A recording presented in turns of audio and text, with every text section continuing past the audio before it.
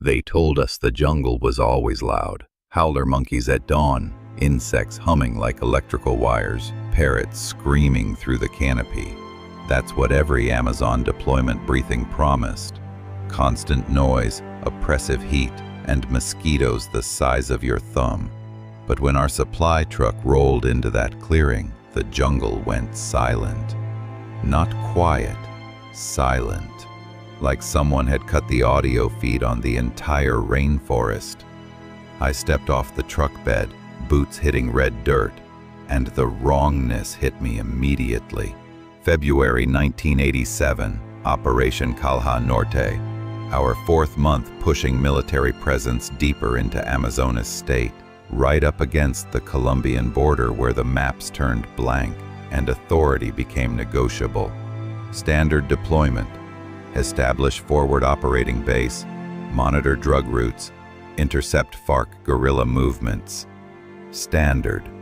That's what they told us. Equipment check, I called to my squad, voice coming out quieter than intended. Corporal Beto moved through his own ritual nearby, stripping his rifle's bolt carrier group with the practiced efficiency of a man who'd done it 10,000 times. 20 years in the jungle showed in every economical movement. No wasted motion. He caught my eye and nodded. Ready. Private Joao fumbled with his magazine pouches, young fingers still learning the muscle memory. February 1987, and this kid barely looked old enough to shave, but he'd qualified expert marksman at Sao Paulo, so somebody saw something in him. Nervous, Private? I asked. No, Sergeant Ferreira. His voice steadied on the lie.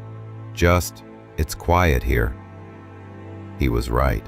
We'd rolled into this forward operating base 20 minutes ago. 3 trucks carrying supplies and personnel for Operation Calha Norte's newest border outpost. The engine noise should have sent every bird and monkey screaming into the canopy. Instead, nothing. Just thick air pressing against exposed skin like wet cloth. And silence so complete my ears rang with it. How long until the sensor grid is operational? I asked Beto, trying to focus on mission parameters instead of the wrongness crawling up my spine. 48 hours if the equipment cooperates. Beto squinted at the half-finished plywood structures scattered across the clearing. Command wants permanent eyes on this sector. Too many FARC movements across the Colombian border. Drug runners using the tributaries to move product south. Private Marco Silva spat into the red dirt. So we're babysitting trees while cartels play hide and seek. Perfect. We're establishing military presence in contested territory, I corrected, though I shared his frustration. This outpost puts us within 10 clicks of 3 major smuggling routes. Intelligence says the smell hit like a physical thing. Rotten meat, wet fur, something else underneath that I couldn't identify. Musk mixed with decay, so thick I could taste it coating the back of my throat. My stomach clenched, and Joao gagged audibly, hand flying to his mouth. It hung in the air for maybe 10 seconds, concentrated and deliberate, then vanished completely, like it had never been there. Dead animal? Marcos suggested, but his hand had moved instinctively to his rifle. Beto said nothing, just stared at the western tree line with an expression I'd seen once before. São Gabriel da Cachoeira, 1984, right before the ambush that killed half our platoon. That look that said his instincts were screaming danger, but his eyes couldn't confirm the threat. I'd felt this before, this specific wrongness. But I pushed the memory down. Fan out. Establish perimeter, I ordered. Standard defensive posture until we confirm the area is secure. An old man emerged from the equipment shed before we'd taken 3 steps. Seu Tomas, the indigenous maintenance worker contracted to help us build this place. The briefing packet said he'd worked on border projects for decades, knew the jungle better than any map. Deep lines carved his weathered face, but his eyes held clarity that made me uncomfortable, like he was seeing something we couldn't. "This land is vigiado," he said in Portuguese, thick with a Paraná accent. "Watched. The stories say a guardian walks here, punishes those who take more than they need from the forest." Marcos laughed, sharp and dismissive. "We're not here to take anything, old man. Just doing our job." Seu Tomas didn't react to the disrespect. He just looked past us, toward the canopy, and spoke again. "When the smell comes, don't follow it. Now persigam." "Wait." I started forward as he turned toward the tree line, but Beto's hand caught my arm. "Let him go, Sarge." Seu Tomas walked into the jungle with his worn machete, moving between the massive ceiba trees with absolute confidence. I watched him for maybe 5 seconds before the vegetation swallowed him completely. Just gone. The smell returned, thick, choking, then vanished again. "What the hell was that about?" Private Eduardo Costa asked, breaking the silence that had settled over us like fog. I didn't have an answer. Didn't want to admit that every instinct honed over 8 years of service was telling me we'd just crossed a threshold we couldn't uncross. That this deployment felt exactly like São Gabriel, right before everything went wrong. That night I wrote in my field report, "Outpost operational. Local worker provided warnings about territorial wildlife. Morale stable." I didn't mention the smell. Didn't mention the silence that continued through sunset and darkness, finally breaking at dawn when a single howler monkey called from somewhere distant, like the jungle was testing whether it was safe to make noise again. Didn't mention lying awake all night with my rifle, feeling eyes on my neck that weren't there when I turned around. Some truths don't belong in official reports, not until you're sure they're real. Dawn brought fog and continuation of the wrong silence. We moved northwest through jungle so dense I could barely see Beto's back 3 meters ahead. Our mission parameters were clear. Locate and document illegal logging operations. Gather intelligence on cartel routes. Secure the 10-click radius around our forward operating base. Standard Calha Norte objectives. Establish Brazilian sovereignty in contested border regions where maps ended and authority became negotiable. But nothing about this patrol felt standard. The humidity turned my uniform into a second skin within 20 minutes. Sweat ran into my eyes, stinging. Every step squelched in mud that tried to claim my boots. The jungle pressed in from all sides. Not hostile, exactly, but not welcoming either, just indifferent to our presence in a way that felt deliberately cold. Beto raised his fist. Contact signal. We froze. A clearing ahead. 3 tents. Cooking equipment scattered around a dead fire pit. Chainsaws lying in dirt like discarded toys. I moved forward slowly, rifle up, scanning for threats. The camp looked recently abandoned. Coffee in tin cups, still liquid but cold. Food supplies intact. Personal gear scattered but not looted, like the loggers had simply stopped what they were doing and walked away mid-task. Then I saw the trees. 6 massive trunks, stripped of bark in vertical sections running 10 feet down from shoulder height. But not with saws. Deep gouges carved through hardwood. Claw marks. Each groove wider than my hand, torn into wood that should have stopped anything short of industrial equipment. "Sarge," Joao's voice cracked. He was crouching near one trunk, finger tracing the splintered edges. "What has claws this big?" I didn't answer because Marcos was calling from the tent line, and his tone made my stomach drop.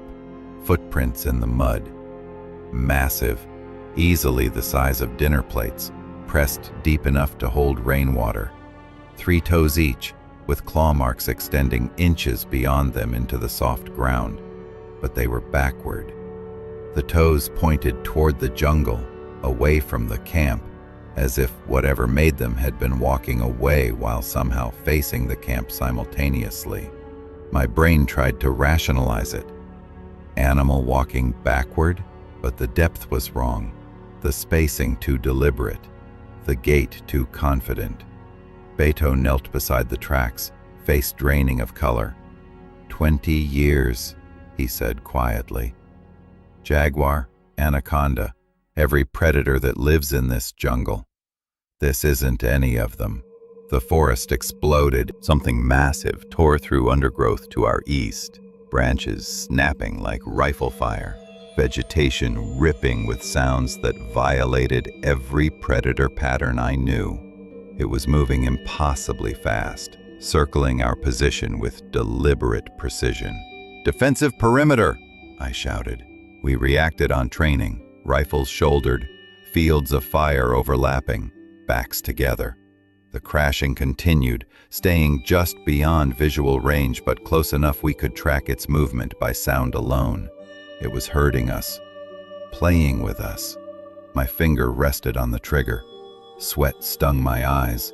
Joao's breath came in sharp gasps beside me. Eduardo muttered prayers under his breath. Then, absolute silence. Not gradual, instant. Like someone had hit a switch and killed every sound in the jungle simultaneously. Even our own breathing seemed muffled, absorbed by dead air. A vibration traveled through the ground beneath my boots, low frequency, almost subsonic, resonating in my chest and making my ribs ache. Not a growl, something deeper, older. "Fall back," I whispered. "Slow. Maintain formation." We backed toward the trail, every rifle trained on the green wall surrounding us. Nothing emerged. No eyes reflecting light. No shape materializing from shadows. No further sound. Just the certainty, absolute and primal, of being watched by something that chose not to reveal itself. 2 hours back to the outpost. Nobody spoke. Nobody lowered their weapons. That night I found them circling the entire perimeter fence, muddy backward tracks, impossibly large, fresh enough the water hadn't evaporated yet. Whatever stalked us in the jungle had followed us home, and it had spent the night walking circles around our camp while we slept, learning our routines, counting our numbers, measuring our weakness. Day 3 brought routine that felt anything but routine. We moved east through the jungle, following the Colombian frontier, invisible line that existed on maps but meant nothing to the trees.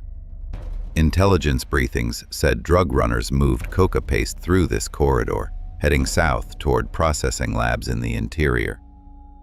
Our job was simple: interdict, document, detain.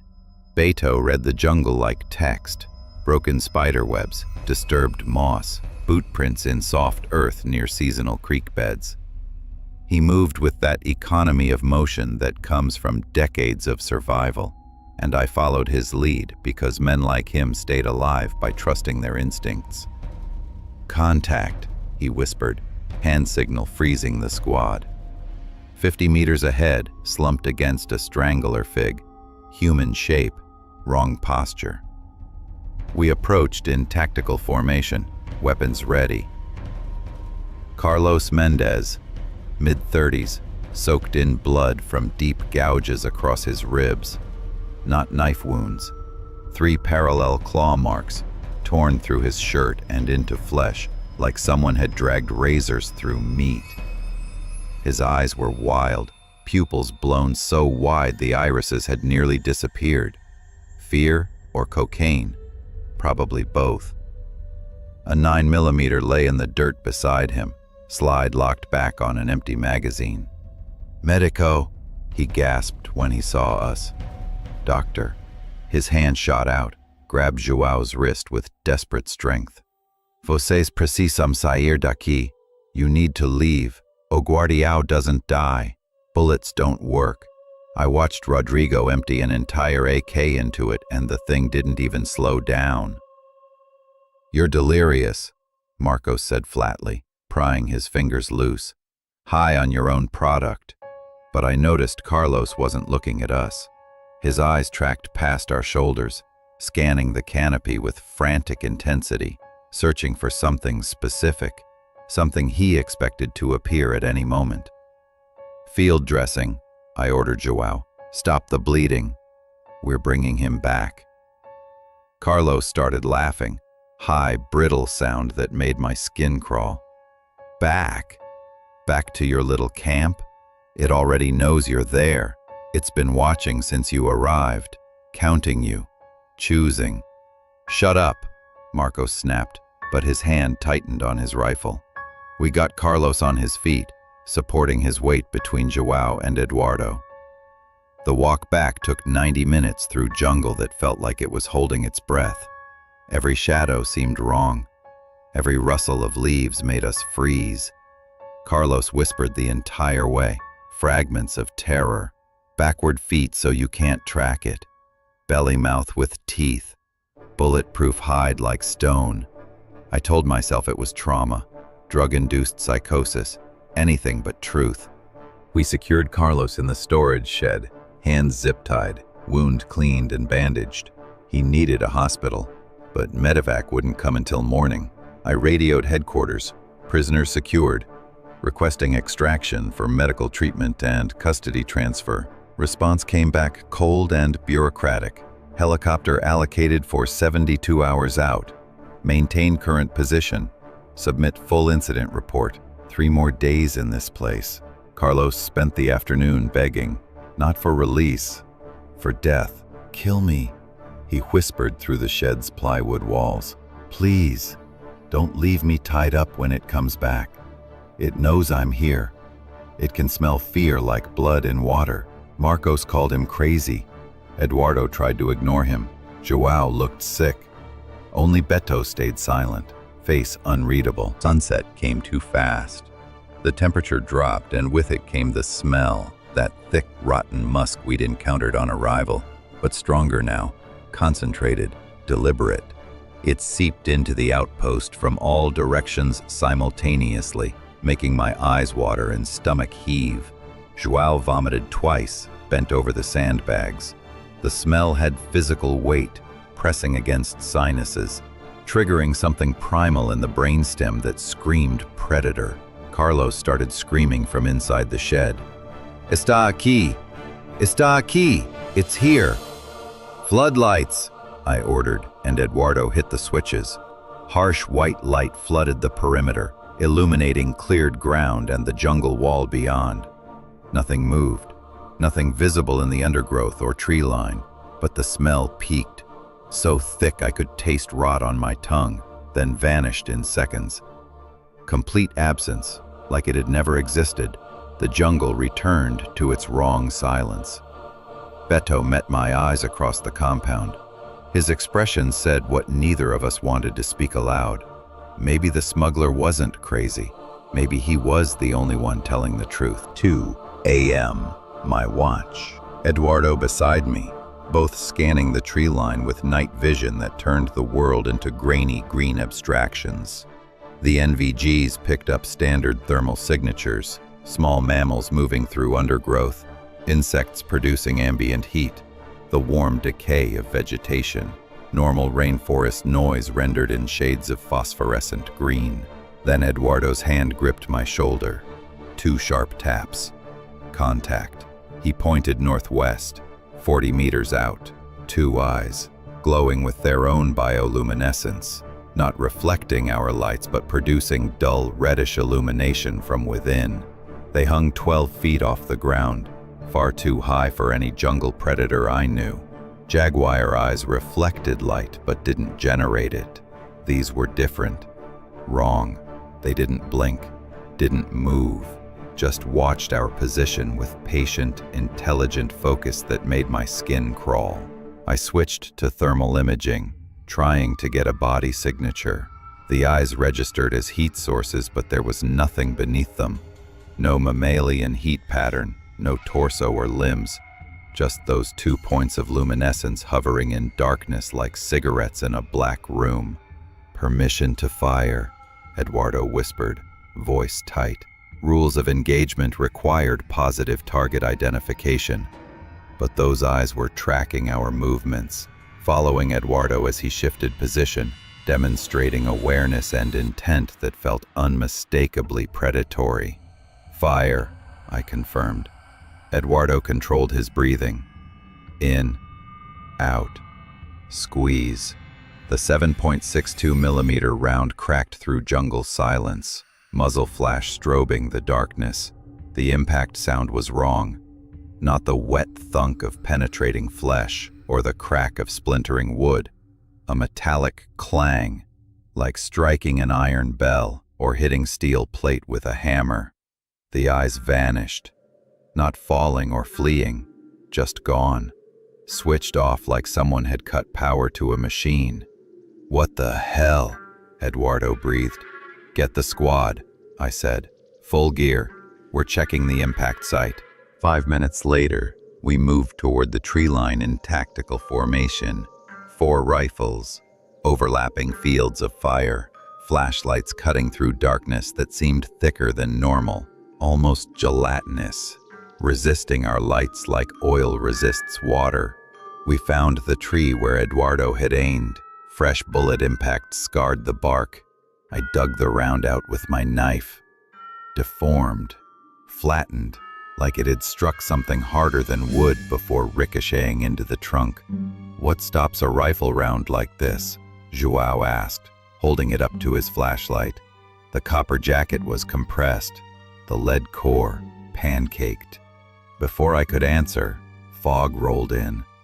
Not gradual, instant, dense white mist, pouring between trees like liquid, swallowing our flashlight beams after just a few feet. The temperature dropped 10 degrees in seconds, my breath suddenly visible, condensation forming on rifle metal. The fog smelled wrong, faint traces of that rot musk underneath the moisture. Beto found drag marks in the mud, massive parallel grooves, recent and deep, leading into the fog. Not footprints, continuous furrows, as if something huge had been pulled backward into the jungle. Then silence descended. Absolute. Complete. Even our footsteps sounded muffled, audio dying within inches like the air itself was absorbing sound.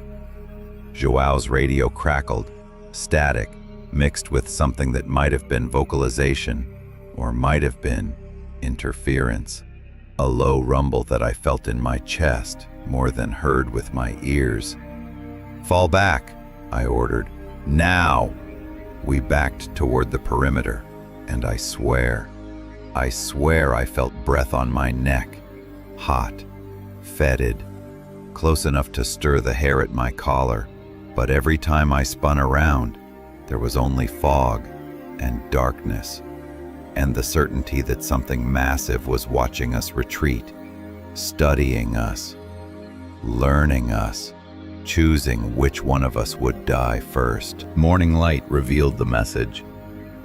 Carlos Mendez sat 20 meters from the main gate, positioned upright against a palm tree, facing the outpost directly. His body had been systematically dismantled, limbs separated at joints with surgical precision, torso opened cleanly down the center, organs removed and arranged in a perfect semicircle around him. No blood trail leading to the position. He'd been killed elsewhere, then brought here and staged deliberately. Like a display, a warning written in flesh and bone. But his face was the worst part. Eyes wide, mouth frozen open mid-scream. The expression wasn't random terror, it was recognition. He'd seen something specific in his final moments, something his brain had processed and understood and confirmed as real before death took him.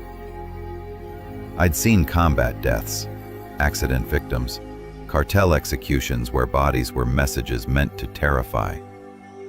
This was different. This was a man who'd had his worst nightmare validated, who died knowing he was right and we were wrong. Marcos vomited behind the sandbags, bent double, his breakfast spattering the dirt. João stood frozen, hand over his mouth, unable to look away. Only Beto moved professionally, circling the scene with that veteran efficiency, cataloging details. No footprints approaching or leaving, no disturbance in the surrounding dirt beyond the body itself. No evidence of how something could have placed 200 pounds of dead weight here without leaving traces. "It's marking territory," Beto said quietly, voice flat and emotionless in that way men use when discussing the unspeakable. "Showing us it can reach inside our perimeter whenever it wants. That our defenses don't matter." The smell lingered faintly around the corpse, that rot musk signature, clinging to Carlos like invisible perfume. I pulled out my radio, hands steady through pure training. "Base, this is Outpost 7. We have a KIA, civilian prisoner deceased, cause unknown. Request immediate extraction for remaining personnel." The response came back cold and bureaucratic. "Helicopter reallocation requires 48-hour notice. Prisoner death complicates chain of custody protocols. Submit full incident report before emergency extraction authorization can be processed." Translation? We were stuck here 2 more nights minimum while headquarters shuffled paperwork. The squad gathered in the command tent while Eduardo and João covered the body with a tarp we didn't have enough of. "We hunt it," Marcos said, pacing like a caged animal. "Stop reacting. Start engaging. We're soldiers with automatic weapons and training. We use them." Eduardo nodded, adrenaline masking his fear. "He's right, Sarge. We can't just sit here waiting to be picked off." "With what?" Beto's voice cut through their bravado. "Bullets bounced off it. The smuggler said rifles didn't work. Every tactical advantage we have might be useless against something that can tear a man apart and vanish without leaving footprints." "So what? We just wait to die?" Marcos's voice rose. "Accept that we're prey?" João spoke quietly from the corner. "What if Seu Tomás was right? What if we're the ones trespassing? What if this land really is guarded and we're being punished for?" Marcos moved toward him, fists clenched. "Say that again. Call me a coward for wanting to fight." I stepped between them. "Enough, both of you." But the damage was done. Doubt had fractured unit cohesion, split us into factions. Fight or flight, believer or skeptic, rational soldier or superstitious coward. That night, nobody slept. We took watch in pairs, rifles loaded, eyes scanning darkness for eyes that glowed or shapes that moved wrong. The jungle offered neither comfort nor answers, just patient, waiting silence. And somewhere beyond our perimeter, I knew it was watching, studying our reactions, learning our breaking points, deciding which one of us would be the next offering arranged facing our inadequate defenses. Expression frozen in the moment we realized every warning had been true. 11 a.m. Second night after Carlos's death. The sound started low and distant, sobbing, almost human, echoing from multiple directions simultaneously. It had the timbre of a woman weeping, raw grief given voice, but something about the pitch was wrong, too low in places, too regular in rhythm, like a recording played at the wrong speed, or something mimicking human emotion without understanding it. João crossed himself, lips moving in silent prayer his grandmother had taught him. "Positions," I ordered, and we moved to defensive stations, overlapping fields of fire, thermal optics active, flares ready on the perimeter posts. The crying moved closer, circling the outpost in a slow, deliberate spiral. Each pass brought it maybe 10 meters nearer. I could track its progress by sound alone. West side, then northwest, then north, methodical and patient. I pressed the night vision to my eyes. Nothing, just green-tinted jungle and thermal signatures of normal rainforest life, insects, small mammals, ambient vegetation heat, but the sobbing continued. Now close enough we should see the source, should see something making that sound. There was only darkness and vegetation, and that terrible, almost human grief that made my chest ache with phantom sympathy. Then it changed. The crying dropped an octave, became a rumbling moan that bypassed my ears entirely and resonated directly in my chest cavity. My ribs ached. My heart stuttered, missing beats, struggling to maintain rhythm against the vibration traveling through bone and tissue. Eduardo's rifle opened up, full automatic, muzzle flash strobing the darkness like lightning, brass casings raining against metal with musical pings. 20 rounds in 3 seconds. Magazine emptied in pure panic response. The moment his rifle clicked empty, the sound stopped. Total silence rushed back like water filling a void. So complete, my ears rang with the absence. The acrid smell of cordite hung in the humid air, mixing with our sweat and fear. Something rustled in the canopy directly above us. Massive, heavy enough to bend branches that shouldn't bend under anything short of a man's weight. But no howler monkey moved like that. No sloth was that large. "Don't look up," Beto whispered, voice tight. "Don't give it the satisfaction." We stood frozen, rifles pointed at empty air, listening to something huge repositioning itself in the darkness above our heads. Leaves rained down, disturbed by its passage. A branch cracked with a sound like a rifle shot.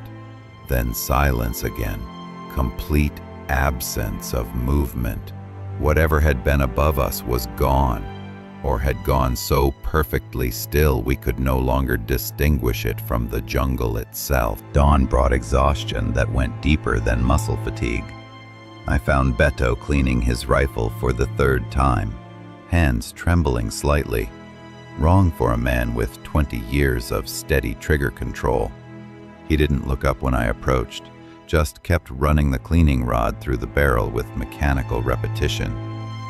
"Chapter 4, he said quietly, when Eduardo shot at the eyes. "I saw it, Sarge." His voice was flat, emotionless, the tone men use when reporting things that break their understanding of reality. Just for a second, when the muzzle flash lit up the jungle, he finally met my eyes, and what I saw there made my stomach drop. Matted red fur, thick as carpet, covering something 7 feet tall, standing upright but hunched forward, like it was too heavy for its own frame. Beto's hands stilled on the rifle. The fur was moving wrong, like it was breathing independently of the body underneath, like it was alive separate from whatever wore it. 20 years of jungle warfare sat in the lines of his face. 20 years of tracking guerrillas and drug runners and every predator this forest produced. And all that experience meant nothing against what we faced. "It wanted me to see it," he continued, "just enough to know what we're dealing with. Like it's showing us, piece by piece, letting the fear build." I checked my watch. 36 hours until extraction. Simple survival math. Hold position, maintain perimeter, don't engage unless absolutely necessary. "We won't all make it to that helicopter," Beto said, voicing what I already knew. "It's hunting us now. Just a question of who it takes next." Around us, the jungle maintained its unnatural silence, patient and eternal. Waiting. The northern sensor grid had been malfunctioning since day 2. motion detectors that should have provided early warning but registered only static and false positives. I led a four-man patrol to investigate, hoping for equipment failure, expecting something worse.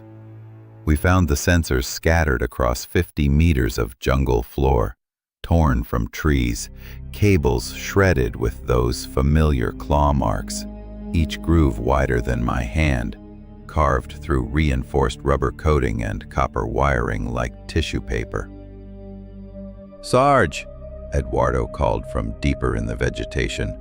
"I see something. Looks like... might be Seu Tomas."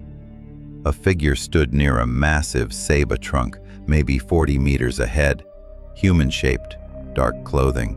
Could have been the old maintenance worker, though I couldn't imagine why he'd be out here. "Investigate," I ordered. "Standard spread formation, stay visual." We moved forward, but the jungle was denser here. Visibility dropping to 5 meters, vines and undergrowth catching on equipment and clothing. My radio harness snagged on thorns and I stopped to free myself, hands working the tangled straps while keeping my rifle ready. When I looked up, the squad had disappeared. Not far, I could hear them moving through vegetation, boots squelching in mud. Radio check confirmed they were only 30 meters ahead, but the green wall between us created complete visual isolation. "Stay put, Sarge," Beto's voice crackled through the radio. "We'll circle back to your position." Protocol said freeze, wait for the team, don't move alone in hostile territory. Then the smell hit, that concentrated rot musk, so thick it had physical presence, coating the back of my throat and making my eyes water. Close. The Mapinguari was close. Every protocol screamed to stay still, radio for support, maintain defensive position.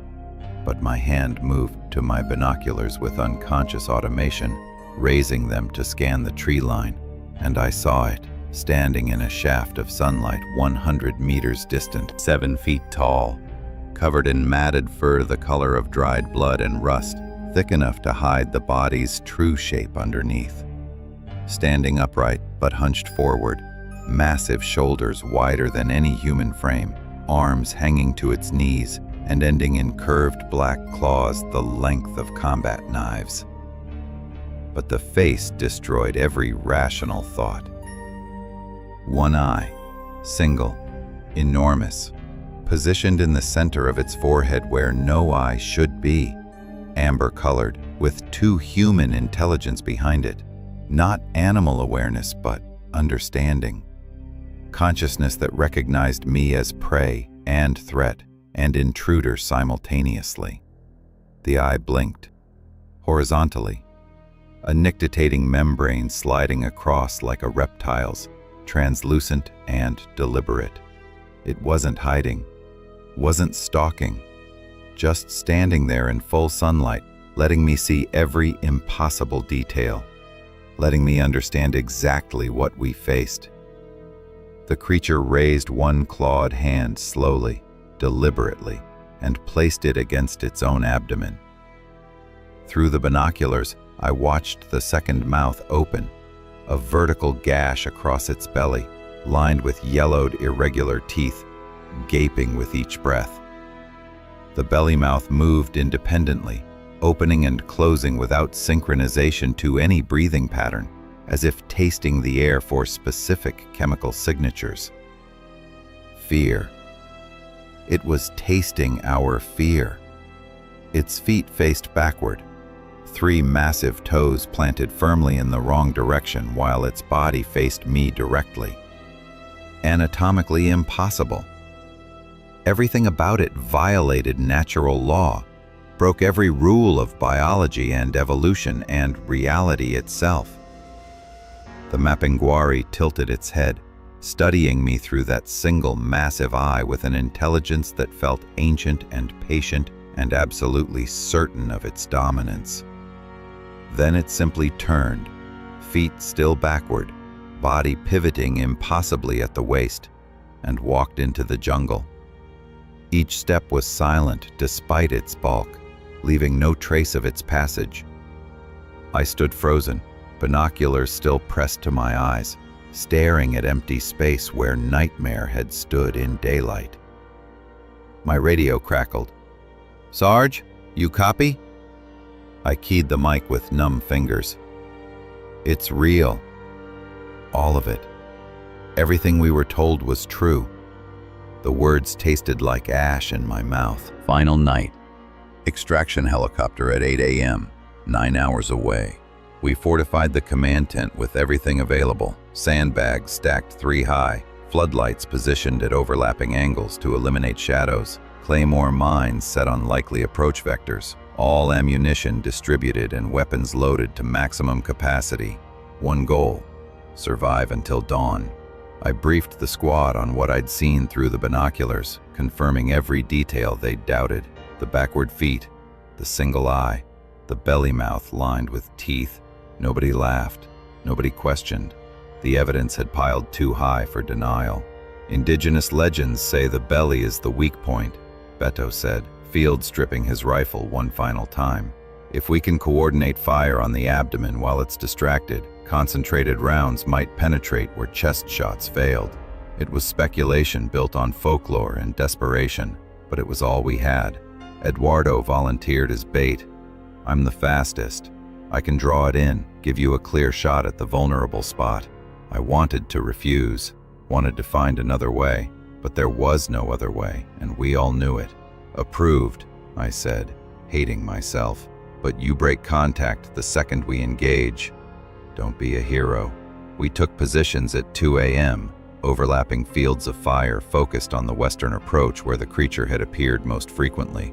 Eduardo stood exposed in the center, rifle ready, playing the role of prey to draw the predator. The smell came first, that thick, choking rot musk, announcing its presence like a herald. Floodlights blazed to life, illuminating the perimeter in harsh white glare that should have revealed everything. Movement in the tree line, something massive shifting between shadows, too large and wrong-shaped to be natural. Then it stepped into the light fully, even larger than my memory, fur matted with mud and what might have been old blood, that single amber eye focusing on Eduardo with predatory calculation that felt personal. The belly mouth gaped wide, showing rows of irregular teeth designed for tearing, and a sound emerged, part roar, part mechanical grind, that vibrated through my bones and made my vision blur. Eduardo opened fire, controlled 3-round bursts, professional despite the terror, rounds sparking off the creature's chest and shoulders like striking stone. The Mapinguari didn't flinch, didn't slow, just advanced with deliberate steps, those backward feet planting firmly with each stride. Reloading. Eduardo dropped the empty magazine, slammed in a fresh one, pure muscle memory overriding panic. 10 meters. The creature was 10 meters away when Eduardo rolled left. Our signal. We opened fire simultaneously. Concentrated bursts aimed at the abdomen, at that gaping second mouth, at the only weakness folklore had given us. Impacts. Flesh tearing. Dark blood spraying. Almost black in the floodlights, thick like oil. The creature's forward momentum checked for the first time, and hope flared in my chest for 3 perfect seconds. It worked. The belly was vulnerable. Eduardo scrambled backward toward our position, boots slipping in mud, movements frantic but controlled. Then the Mapinguari moved with that impossible speed we'd heard in the jungle, covered 10 meters in a single bound that shouldn't have been physically possible. One massive clawed hand closing around Eduardo's torso like a vice. He screamed. Pure sound, no words, just recognition and betrayal, and understanding that he'd been chosen. The creature lifted him effortlessly, bringing him close to its body, and I saw Eduardo's face in the floodlights, eyes wide, mouth working, trying to speak. It's looking at me." His voice was thick, choked. Through the stomach mouth, "It's looking." The belly mouth opened wider, impossibly wide, wider than the creature's torso should have allowed, distending with wet sounds that made my gorge rise. Eduardo was pulled into it, not bitten, not torn, just absorbed into the creature's mass, drawn through that vertical mouth as if the Mapinguari's body was hollow, designed to consume prey whole. His screaming cut off abruptly, just stopped, like someone had flipped a switch. The creature backed into darkness, Eduardo's boots the last thing I saw, twitching once, then still, before the jungle swallowed them both. Gone, just like that. Silence rushed back. The smell lingered for maybe 10 seconds, then vanished as completely as the Mapinguari itself. We stood in our defensive positions, rifles pointed at empty air, listening to our own ragged breathing and the renewed jungle silence. 30 rounds of concentrated fire had wounded it, had proven the folklore true, but it hadn't been enough. Eduardo was gone, and we were still prey. The helicopter arrived 30 minutes early, drawn by emergency flares we'd burned through the remaining night hours like prayers made visible. 3 survivors boarded. Me, Beto, João. We moved like automatons, mechanical, numb, functioning on training alone because thinking meant remembering, and remembering meant breaking. The pilot asked about the 4th soldier, about the prisoner. I shook my head, couldn't form words, didn't trust my voice. From the air, the outpost looked insignificant. A small scar in endless green, already being reclaimed by jungle growth that would erase all evidence we'd ever been there. In 6 months, the forest would swallow those plywood structures completely. In a year, nothing would remain but backward footprints in mud that never fully dried. João stared at his hands during the flight, whispering the same details over and over like a mantra. The feet were backward. I saw the tracks. How does something walk with feet facing the wrong way? How is that possible? His voice had the quality of a man trying to convince himself he hadn't gone insane, that what he'd witnessed had been real and not psychotic break. Beto sat rigid, rifle still clutched across his lap though we'd left the combat zone. His eyes were unfocused, staring at nothing, and when he spoke, it was barely audible over the rotor noise. The eye in the middle. It didn't just look at you. It looked into you, saw what you were thinking, knew what you'd do before you did it. Neither of them mentioned what Eduardo had said at the end, about the stomach mouth looking at him, about being seen by something that shouldn't have eyes where it had them. Some truths were too large to speak aloud, too impossible to share without sounding insane. I watched the jungle pass beneath us, endless canopy hiding uncountable secrets, countless things that lived and hunted in green darkness where human authority meant nothing. I thought about Seu Tomás, who'd known exactly what walked those forests and had tried to warn us in the only way he could.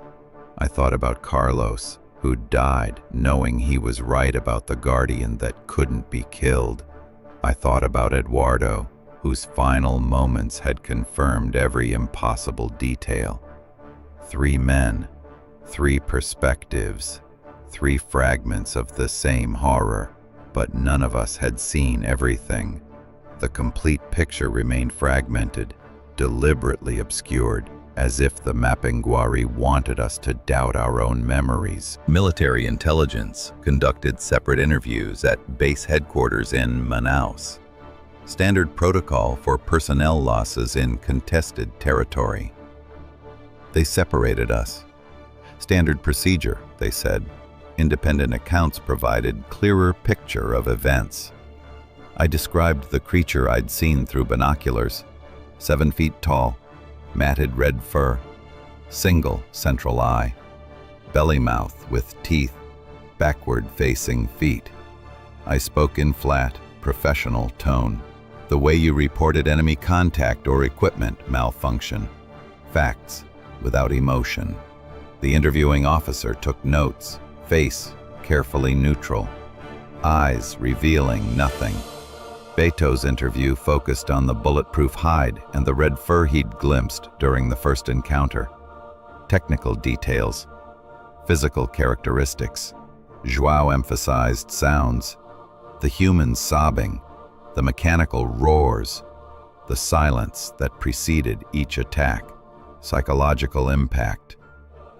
The official report listed Eduardo as KIA, killed in action during border patrol operations, body unrecovered due to terrain and tactical situation. Carlos Mendez, deceased prisoner, cause of death attributed to animal attack, species unidentified pending forensic analysis that would never happen. The outpost received abandonment orders, too remote to maintain, strategically insignificant. Logistical challenges outweighed tactical value. No mention of the Mapinguari. No mention of backward footprints or glowing eyes or belly mouths that looked at you with intelligence that shouldn't exist. Just dry military language, filing away the unexplainable into bureaucratic obscurity, where it couldn't contaminate official reality. They offered me trauma counseling, 30 days leave, desk assignment if I wanted it, implicit suggestion that field duty might be too much after what we'd experienced. I accepted the leave, declined everything else. Before departing, I asked the intelligence officer one question. How many other outposts have reported similar incidents? His pause told me everything. That's classified, Sergeant Ferreira. Of course it was. Some truths were too dangerous for acknowledgement, too destabilizing for public record, so they remained unspoken, buried in redacted files and survivors' nightmares. 2 weeks later, I sat in a Sao Paulo apartment that didn't feel like home anymore. Cheap cachaça burned my throat at 2 p.m. Too early for drinking, but sleep had become impossible without it. The nightmares were consistent. That single amber eye, watching me through binoculars, knowing me in ways that violated something fundamental about human consciousness, and Eduardo's final words playing on loop. It's looking at me through the stomach mouth. My leave was technically rest, recovery, time to process trauma and regain operational readiness. Instead, I requisitioned access to Operation Cala Norte incident reports. Post-mission analysis, I told the records clerk. She didn't question a sergeant wanting to review deployment documentation. What I found confirmed suspicions that had been growing since the helicopter lifted us out of that cursed clearing. 7 other outposts along the Colombian and Peruvian borders had gone partially or completely silent over the past 18 months. Each report followed similar patterns: unexplained equipment damage, personnel disappearances, survivors reporting aggressive wildlife encounters that defied identification. The language was sanitized, professional, designed to obscure rather than illuminate, but the details bled through for anyone looking. Backward footprints at 3 locations, foul odors preceding equipment malfunction, survivors refusing to return to their posts, requesting immediate reassignment even at cost of career advancement. One entire squad abandoned their position rather than spend another night in the jungle. I plotted the incidents on a civilian map spread across my kitchen table, marking each location with red ink. They formed a rough line following the Amazon's major tributaries, specifically targeting new military construction in previously untouched rainforest. The outposts weren't random targets. They were deliberate intrusions into territory the Mapinguari had guarded for centuries, maybe millennia, and it was systematically removing each one in sequence. This wasn't hunting, it was territorial enforcement on a strategic scale. The Brazilian military was losing a war it refused to acknowledge against an enemy it couldn't officially admit existed. An unmarked envelope arrived 3 days later. No return address. delivered to my apartment by means I couldn't trace. Inside, a single photograph. Seu Tomás, much younger, maybe 40 years old, standing with Brazilian military officials in front of a jungle outpost that looked identical to the one I'd survived. The photo was dated 1964 on the back. Below the date, handwritten in Portuguese, he tried to warn them too. The forest always wins. No signature. I researched the 1964 outpost through newspaper archives and military records. Officially decommissioned after logistical challenges, all personnel reassigned, no casualties reported. But buried in local Manaus newspapers from that year, I found a different story. 5 soldiers disappeared during that operation. Bodies never recovered. Indigenous communities claimed they'd disturbed protected ground. The same warnings, the same pattern. Seu Tomás had been warning soldiers for over 20 years, watching deployments arrive with their equipment and confidence and certainty that modern weapons made them apex predators, watching them learn the truth too late. I made a decision that night. I wrote my own report, comprehensive, detailed, every encounter documented, Beto's testimony about the red fur, Joao's descriptions of the sounds, my observations through binoculars, Eduardo's final confirmation of the belly mouth. I submitted it through official channels, knowing it would be classified immediately, buried alongside all the other reports that contradicted acceptable reality.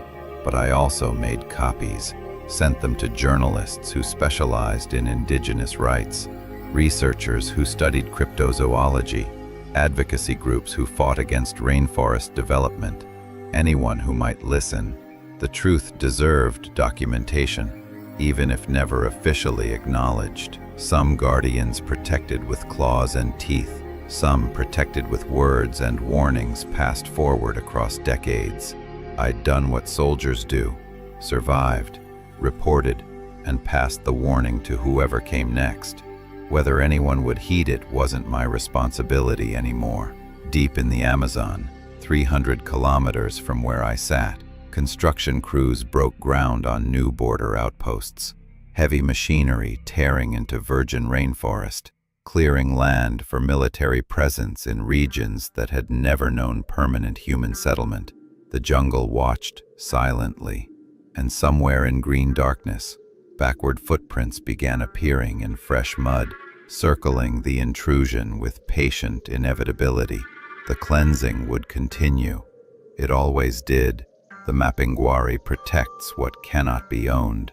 The forest remembers what men choose to forget, and some warnings echo across decades, waiting for the one soldier who will finally listen and live long enough to pass them forward.